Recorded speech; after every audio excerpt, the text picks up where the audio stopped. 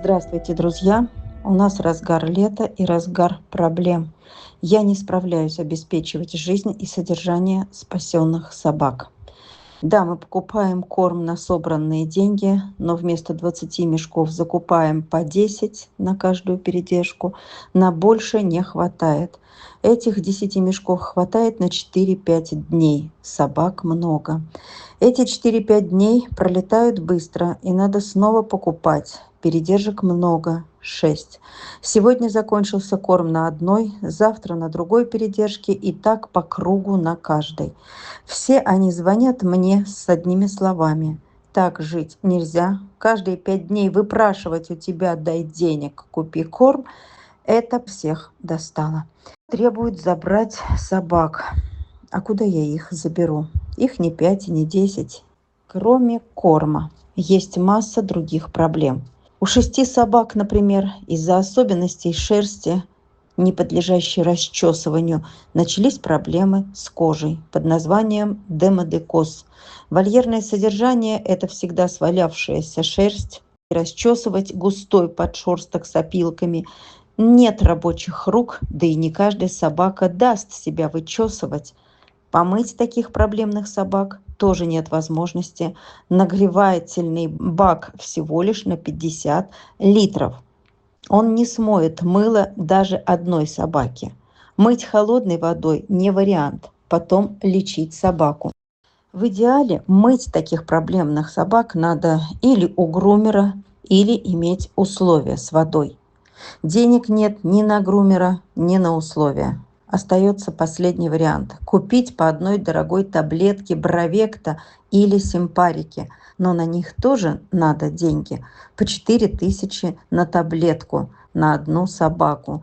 Следующая проблема – это дефицит вакцин и отсутствие денег на эти вакцины. Без вакцин мы не сделаем титры на бешенство, которые тоже стоят дорого. Без титров нам не уехать в Европу, значит не пристроиться, значит не уменьшится количество собак на передержках. Нам давно пора делать плановую вакцинацию. Но нет денег на эти вакцины. Каждая вакцина – это 1000 рублей. Это если самим делать, а если в клинике, то еще дороже. 250 собак – это 250 тысяч рублей. Каждой собаке по 1000, по одной вакцине. Где же нам взять такие деньги?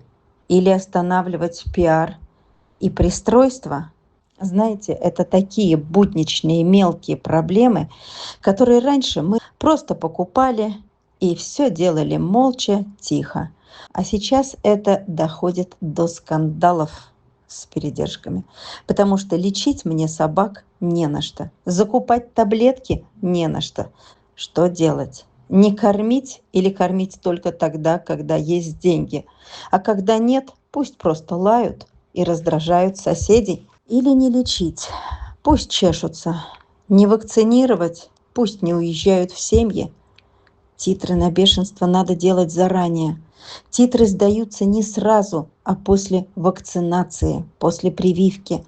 Надо еще ждать месяц после прививки, а потом сдать кровь и еще ждать 3 месяца карантина. Это такой трудоемкий путь длиною в вечность. И как это дорого встает в итоге. И вот за это дорого нечем платить. Мы любим смотреть ролики о пристроенных.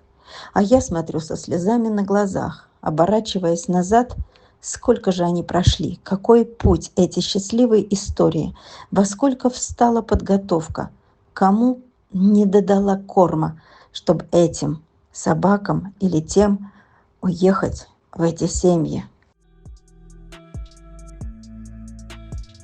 Друзья, помогите выжить. Работа по пристройству ведется очень тернисто, но все равно кто-то уезжает в семьи. Чего бы это ни стоило. О 12 пристроенных недавно показывала в 2 роликах. Сейчас снова идет подготовка к отъезду. И снова помыть. Долгими часами расчесывать. Глистогонки, а они сейчас недешево стоят. купить не на что. Поводки, ошейники, пеленки тоже надо купить в дорогу, дальнюю, стрессовую.